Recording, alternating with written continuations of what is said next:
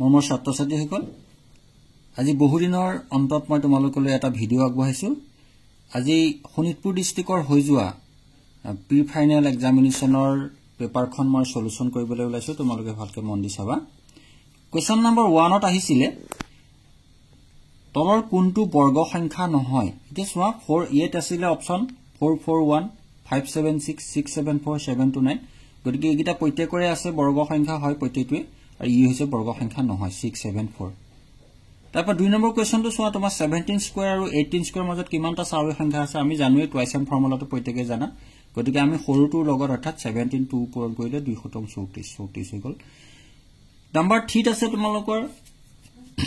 1.2 into 10 to the power minus 3 whole square আছিল গতিকে চোৱা এটো লগত যদি কৰা ইয়াক 1.2 দুটা পূৰণ হৈ গলে 1.44 খুব শৰ্টলি চাব পাৰা ইয়াত তেনেকে -6 গতিকে আমি এটো ৰাইট আনসাৰ ঠিক হেডৰ নম্বৰ 4 টো চোৱা a to the power m divided a to the power n এটো মিলি আছে তোমাৰ m plus n a to the power m plus n আৰু b 2 নম্বৰ চোৱা a to the power m a to the power n গতিকে এটো পূৰণ হৈ আছে সৰি a to the power m divided a to the power n গতিকে m ৰ পৰা n টো মাইনাস হ'ব তোমাৰ এটোৰ লগত মিলি আছে আৰু এটো মিলি আছে তোমাৰ ইয়াৰ লগত d লগত আৰু এটো মিলি আছে mn d লগত এটো মিলি আছে আৰু 4 to a not আছে a not equal to 1 মিলি আছে অৰ্থাৎ b c d a এটা c to চোৱা 1 or b তো c অপচন টো কাৰেক্ট নম্বৰ 5 to চোৱা যদি p এটা অখণ্ড সংখ্যা হয় তেন্তে অযুগ্ম অখণ্ড সংখ্যাৰ ৰূপ হ'ব অযুগ্ম 2 twice p plus 1 অৰ্থাৎ p মান 1 দিলে 2 গুণে 2 plus 1 দিলে 3 হল 2 দিলে 5 হ'ব এনেকৈ অযুগ্ম ওলাব গতিকে নম্বৰ 5 ৰ a to correct answer number 6 ৰ চোৱা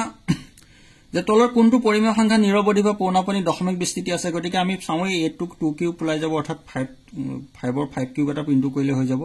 ইয়াত 25 ত 5 আছে 40 আছে তোমালোকৰ 2 8 5 ত 2 আৰু 5 দুইটা ওলাই যাব 2 কিউব ইনটু 5 আৰু ইয়াত ওলাব তোমাৰ 30 হৈ যায় তোমাৰ 2 3 to the 6 into 5 গতিকে ইয়াত 3 এটা ওলাই গল গতিকে এটোৱে হৈছে নিৰৱধি পৌনঃপুনিক দশমিক বিস্তৃতিত আছে নম্বৰ 7 টোত আছে সো যদি লসাগু a b = 10 a b ৰ গুণিতক হয় তেন্তে a b ৰ মান হ'ব অৰ্থাৎ কি a b ৰ 10 হলে তুমি সোৱা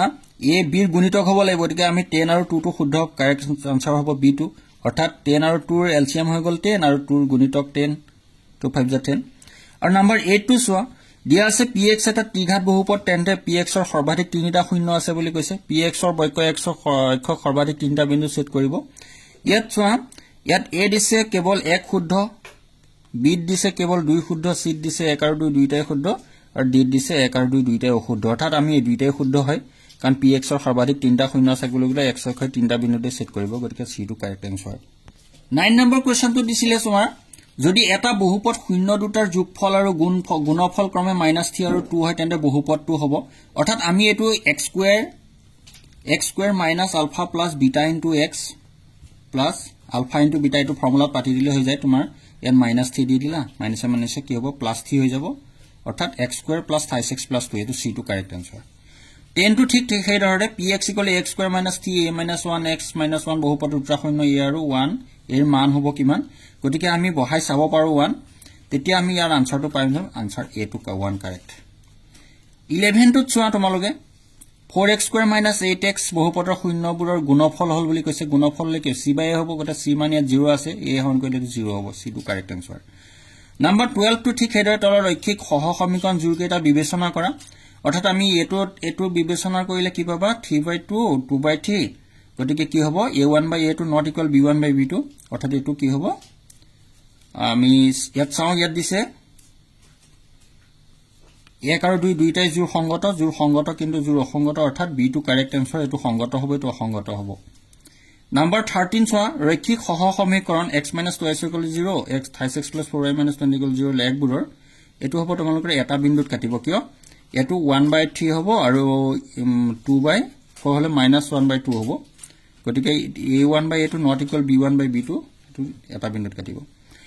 14 নম্বৰটো চোৱা x = 2 y = -2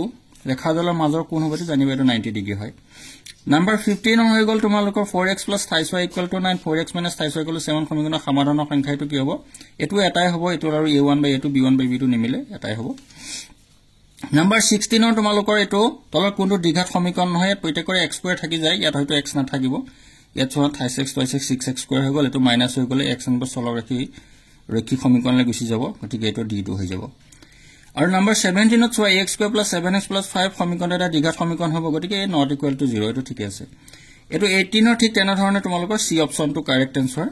এটা গোটেইটা b স্কয়াৰ - 4ac উলিয়াই চাবা তেতে b স্কয়াৰ - 4ac = 0 বা গ্ৰেটাৰ দেন অৰ লেছ দেন 0 এটা চালে আমি গম পাম গতিকে c টো কাৰেক্ট আনসাৰ 19 নম্বৰ আছে সমান্তৰ প্ৰগতি 5 to -1 -4 ৰ n তম পদটো উলিওৱা গতিকে এটো হ'ব c আনসাৰ কাৰেক্ট 8 - 5 আৰু নাম্বাৰ 20 আছে 24 21 18 সমান্তৰ প্ৰগতি n সংখ্যক পদৰ সমষ্টি 78 n ৰ মান হ'ব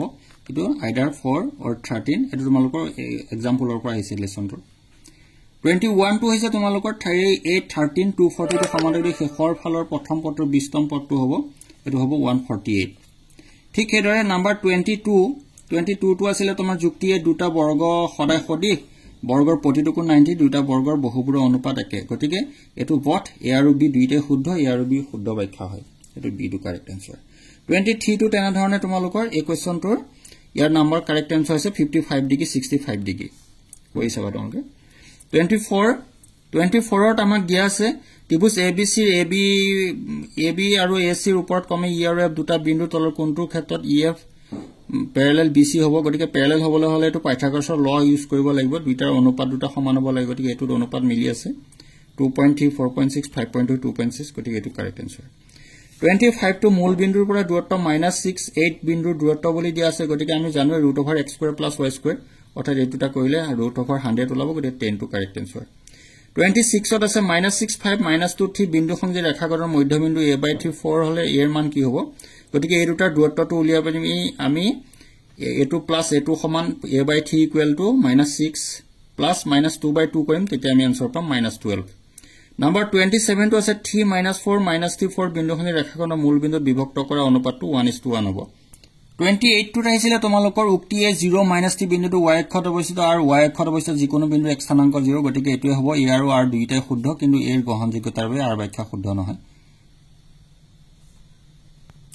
28 টো তোমালোকৰ অলপ মিস্টেক হৈছে এটো আনসাৰ হ'ব লাগে a 29 ত এনেকে ত্ৰিভুজ ABC ৰ সমকোণী ত্ৰিভুজ যাৰ angle B 90 degree tan a = 1 তেন্তে এংগল C = 45 ডিগ্ৰী হ'ব তোমালোকৰ যেটো 90 ডিগ্ৰী হোৱাৰ লগে লগে tan a = তোমালোকৰ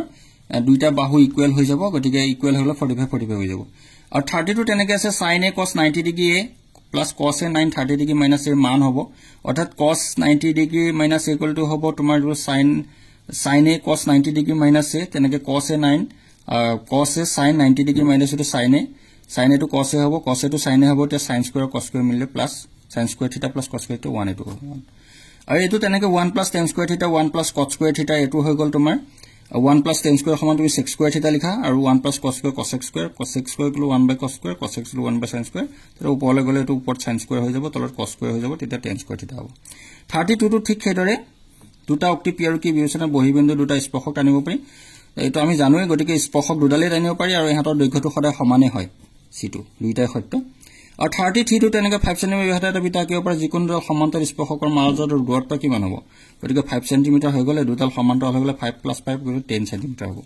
আৰু 34 টো ঠিক তেনে ধৰণে এটো এটা ছবি আঁকি চিত্ৰ দিলে তোমালোকৰ চিত্ৰত কি হৈছে এ যিকোনো বিন্দুত ভিতৰ যিকোনো বিন্দুত কোন কৰা বিলাক ই সদায় মূল বিন্দুত কিয় ডাবল হৈ যায় 45 to 70 হৈ যাব 70 হলে এটো যেহেতু এডাল আৰু এডাল ব্যাসাৰ্ধ গতিকে সমান হ'ব সমান হৈ যোৱাৰ লগে লগে কিমান হ'ব তোমালোকে এফালে 55 এফালে 55 হৈ যাব আৰু এটো 90 ডিগ্ৰী কোণ কৰিব যেতিয়া 90 ডিগ্ৰী কোণ কৰিলে এটো 55 90 পৰা 50 মাইনাস কৰিলে 35 ডিগ্ৰী হ'ব এটা 35 আৰু 35 টো ঠিক তেনে এটা ঘড়ী মিনিটৰ কাটালৰ ইমান হলে 10 মিনিটত ঘড়ী কাটালৰ দা ঘূৰণৰ কালি হ'ব আৰু এটো তোমালোকে এনেকে উলিয়াব পাৰা যে যেহেতু 10 মিনিট হৈ গল গতিকে ইয়াক 360 ত ভাগ কৰিলে কিমান হৈ যাব তোমাৰ 60 পৰিব 10 মিনিটত এটা 60 ডিগ্ৰী হলে আমি এটো সূত্ৰ ব্যৱহাৰ কৰোঁ থিটা বাই 360 * পাই r স্কয়াৰ তেতিয়া থিটা হৈ গল তোমাৰ 60 আৰু পাই মান হৈ গল 7/22 r স্কয়াৰ তুমি তেনেকে 21 স্কয়াৰ দিলো এ 7 এ 21 কাটিলা 3 তাৰ পিছত তোমাৰ 6 আছিল 6 এতিয়া 3 এ কাটিলা 3 2 * 6 3 7 21 এনেকে কাটিলে তুমি 131 পালা 131 সেন্টিমিটাৰ স্কয়াৰ ভিডিওটো খুব দীঘল হৈ গল গতিকে আজিলে তোমাক 35 টা কোৱেশ্চনৰ আনসাৰ দিলো পিছৰ ভিডিওত মই নেক্সট কোৱেশ্চন কেইটা আনসাৰ লৈ আহিম থ্যাংক ইউ